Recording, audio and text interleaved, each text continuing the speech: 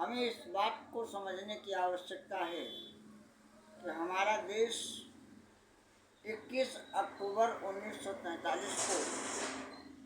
आज़ाद हुआ। नेताजी सुभाष चंद्र बोस ने पहली बार 21 अक्टूबर 1943 को भारत की स्वतंत्र सरकार और भारत के प्रधानमंत्री के रूप में कार्यभार संभाला, जिसके कारण 15 अगस्त 1947 तक भारत पूरी दुनिया के साथ 35% का व्यापार करता था और नेताजी सुभाष चंद्र बोस का ये रुपया है जिसके कारण डॉलर की कीमत आगे नहीं बढ़ पा रही थी। डॉलर के माध्यम से भारत पर कब्जा करने के लिए कैथोलिक चर्च, बैप्टिस्ट चर्च और प्रोटेस्टेंट चर्च ने the rape of the mind के सिद्धांत को स्थापित किया। यह rape of the mind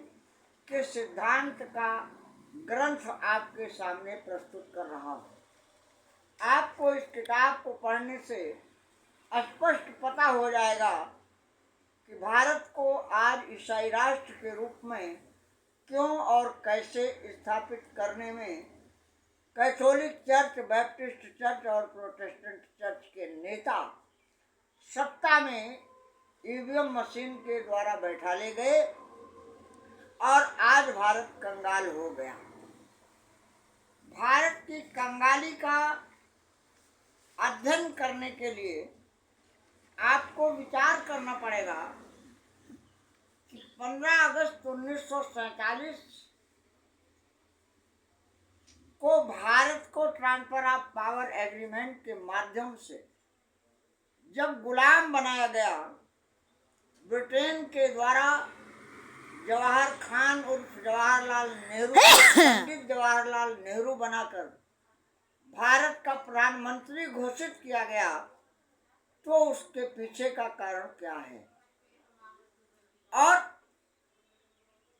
Bharat आज कंगाल क्यों हो गया, उसका ये प्रमाण है। आप देखें,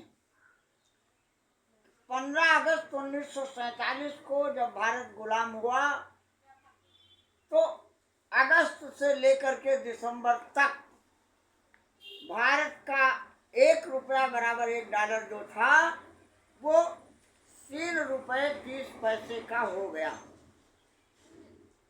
अब आपको समझने की आवश्यकता है कि 1947 दिसंबर में 3 रुपये 30 पैसे का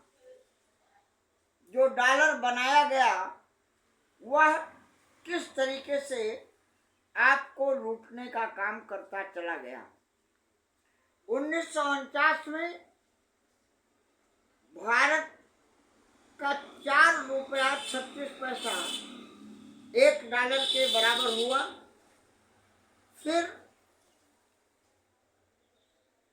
1960 में 7 रुपये 50 पैसे का डॉलर हुआ और इस तरीके से ये डॉलर बढ़ता गया और रुपया घटता गया। ये चार्ट आपके सामने मैं प्रस्तुत कर रहा हूँ, आप इसका अध्ययन करें और आपको पता होगा कि भारत का रुपया अंतिम चरण में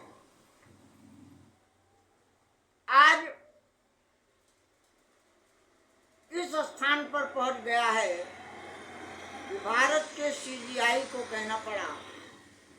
कि भारत के रुपए में अब कोई ताकत नहीं, यानी भारत के रुपए का सोना और चांदी भारत में ब्रिटेन की सरकार चलाने वाले नेताओं ने लूटकर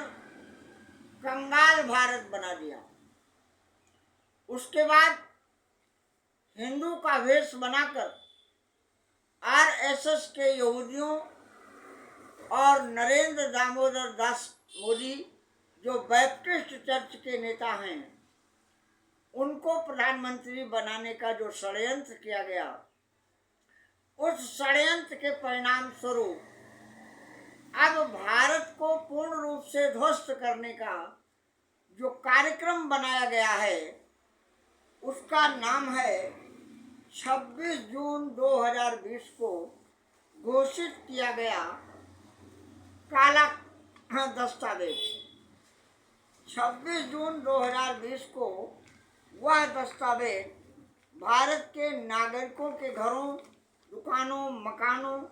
खेतों और खलिहानों, देवस्थानों तथा जल और जंगल को अपने अधीन करके और ईसाई मिशनरियों को सौंपने का यह दस्तावेज आपको प्रस्तुत किया जा चुका है। इस दस्तावेज के हिसाब से आपको 1000 मीटर चौड़ी, 300 मीटर चौड़ी, 200 मीटर चौड़ी सड़कों के हिसाब से बुलडोजर के द्वारा रास्ता बनाने का काम किया जाएगा। यानी भारत के सभी नागरिकों के घरों पर बुलडोजर चला दिया जाएगा और इसके बाद और भी तमाम प्रक्रियाएं इसमें करके भारत की भूमि को खाली करने के लिए यह इतना बड़ा 54 पन्ने का दस्तावेज आपके समक्ष है। इस दस्तावेज में स्पष्ट किया गया है कि इस अभियान के विरोध में आप किसी प्रकार का विरोध नहीं कर सकते हैं, आपकी बात कोई अदालत नहीं सुनेगी और आपको भारत सरकार के द्वारा घोषित 26 जून 2020 के कार्यक्रम के अनुसार खाली जमीन को बेचने के लिए टेंडर किया जाएगा।